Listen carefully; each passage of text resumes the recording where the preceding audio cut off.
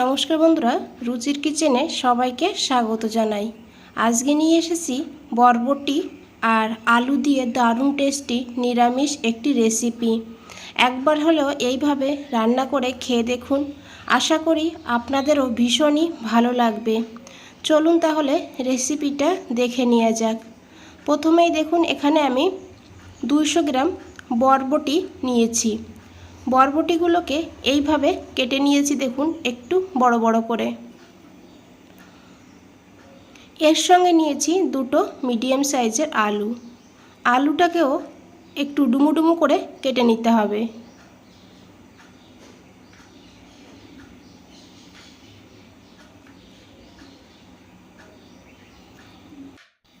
দেখুন কিভাবে কেটেছি আলুগুলোকে। সবজিগুলোকে এইভাবে কেটে নিতে হবে। এদিকে দেখুন একটা পাত্রের মধ্যে আমি গরম জল করে নিয়েছি। এখন এই বরবটিগুলোকে এই জলের মধ্যে দিয়ে দিতে হবে আর 2 মিনিটের জন্য একটু ভাপিয়ে নিতে হবে। খুব বেশি না, 2 মিনিট ভাপালেই হবে। এই বরবটিতে কিন্তু একটু গন্ধ থাকে, তা এইভাবে যদি একটু ভাপিয়ে নেওয়া হয় তাহলে কিন্তু সেই গন্ধটা থাকে না আর অনেকটা নরম হয়ে যায়, খেতেও খুবই ভালো হয়।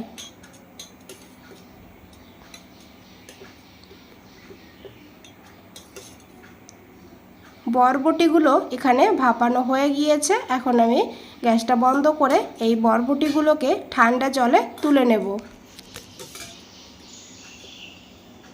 ঠান্ডা জলের থেকে আবার কিন্তু সঙ্গে সঙ্গেই তুলে নিতে হবে। তুলে একটা প্লেটে রেখে দিতে হবে। এদিকে দেখুন আমি অল্প করে একটু আদা, অল্প করে একটু জল দিয়ে এইভাবে বেটে নিয়েছি।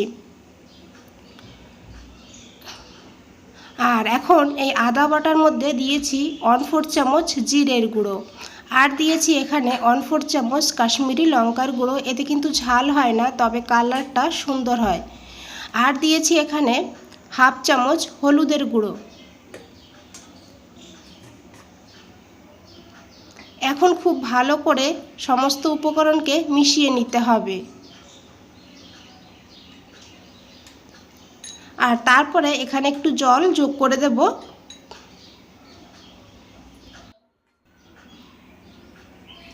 আর তারপরে খুব ভালো করে মিশিয়ে এই মশলাটাকে সাইডে রেখে দিতে হবে। এদিকে দেখুন বন্ধুরা, আমি একটা কড়াই বসিয়ে দিয়েছি। কড়াইটাকে ভালো করে গরম করে নিতে হবে। তারপরে দিয়েছি এখানে 4 চামচ সর্ষের তেল। রান্নাটা অবশ্যই সর্ষের তেলেই করবেন। আর এখানে আমি পুরোটা তেল একবারে দিয়ে দিয়েছি এই রেসিপিতে যতটা তেলের প্রয়োজন। এখন দিয়ে দিয়েছি কেটে রাখা আলুগুলো। আলুটাকে ভালো করে ভেজে নিতে হবে। তো এখানে আমি অল্প করে একটু লবণ যোগ করে দিয়েছি, আর দিয়েছি একটু হলুদের গুঁড়ো। এখন খুব ভালো করে এই আলুটাকে ভেজে নিতে হবে। আলুটা কিন্তু রান্না হতে সময় বেশি লাগে, সেই কারণে আলুটাকে প্রথমে ভালো করে এখানে ভেজে নিতে হবে। এইভাবে ভেজে নিতে হবে যেন আলুটা 50% সিদ্ধ হয়ে যায়। তো দেখুন বন্ধুরা, এখানে আলু ভাজা হয়ে গিয়েছে। এইভাবে আলুটাকে ভেজে নিতে হবে। এখন এখানে দিয়ে দিতে হবে এই ভাপিয়ে রাখা বরবটিগুলো। বরবটিগুলো এইভাবে হালকা করে একটু ভেজে নিলে তাহলে খেতে কিন্তু খুবই ভালো হয়। তো দেখুন খুব বেশি ভাজবো না, হালকা করেই একটু ভেজে নিতে হবে আলুর সঙ্গে এইভাবে। এখানে বন্ধুরা ভাজা হয়ে গিয়েছে, দেখুন দেখে বুঝতে পেরেছেন হালকা হালকা কালার চেঞ্জ হয়ে গিয়েছে। এখন এই আলু আর বরবটিগুলোকে তুলে নিতে হবে। এইভাবে একটু আস্তে আস্তে তুলে নিতে হবে যেন এক্সট্রা তেলটা ঝরে যায়। এই তেলেই রান্নাটা করে নেব। তো নিয়েছি এখানে একটা কাঁচা লঙ্কা ফাটিয়ে, তার সঙ্গে নিয়েছি অল্প করে একটু কালো জিরা।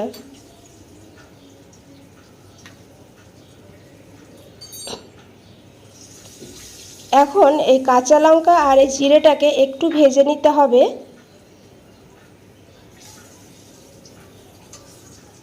আর তারপরে এখানে দিতে হবে টমেটো। এখানে মিডিয়াম সাইজের একটা টমেটো এইভাবে লম্বা লম্বা করে কেটে নিয়েছি। আর এখনই দিয়ে দিয়েছি এখানে পরিমাণ মতন লবণ।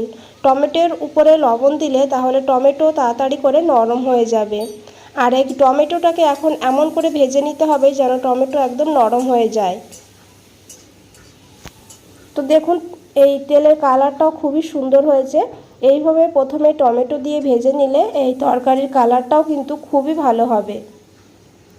এখানে টমেটো নরম হয়ে গিয়েছে দেখুন। এখন এখানে দিয়ে দিতে হবে এই আদা আর গুঁড়ো মশলার মিশ্রণটা।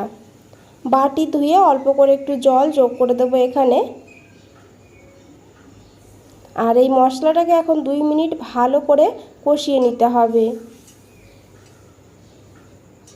এইভাবে বন্ধুরা একবার হলেও রান্না করে দেখবেন, খেতে দুর্দান্ত হবে। তো আমি ঢাকা দিয়ে রেখে দেব মশলাটাকে আরও 2 মিনিট লো ফ্লেম করে। এদিকে আরও একটা মশলা বানিয়ে নেব। তো নিয়েছি 1.5 চামচ সাদা তিল। সাদা তিলের পরিবর্তে আপনারা এখানে 1 চামচ পোস্তও নিতে পারেন। নিয়েছি 1.5 চামচ সাদা বা হলুদ সর্ষে। এখন এই সাদা তিল আর সর্ষেটাকে বেটে নিতে হবে। তো এখানে আমি 2টো কাঁচা লঙ্কা দিয়েছি আর দিয়েছি অল্প করে একটু লবণ। লবণটা কিন্তু দেখানো হয়নি, অল্প করে লবণ দিয়ে দেবেন। তারপরে জল ছাড়া দেখুন এইভাবে বেটে নিয়েছি। আর তারপরে একটু জল দিয়ে মশলাটাকে মিহি করে পেস্ট করে নিয়েছি।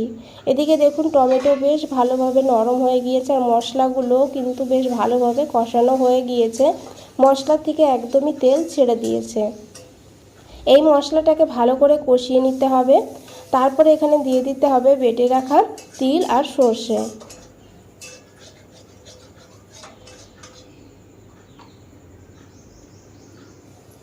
আর জারটা ধুয়ে অল্প করে একটু জল যোগ করে দেবো, কারণ জারের গায়ে অনেকটা মশলা লেগে আছে। এখন গ্যাসের ফ্লেমটা লোতে রেখে ভালো করে এই মশলাটাকে কষিয়ে নিতে হবে। যত সময় না মশলার থেকে তেল আলাদা হয়ে যাচ্ছে তত সময় কিন্তু লো ফ্লেমে কষাতে হবে। মশলাটা একটু সময় নিয়ে কষালে রান্নাটা কিন্তু দুর্দান্ত হবে। তো দেখুন প্রায় 2-3 মিনিট আমি কষিয়ে নিয়েছি মশলাটাকে। আর মশলাটা দেখতে কতটা লোভনীয় লাগছে, কালারটা কতটা সুন্দর হয়েছে।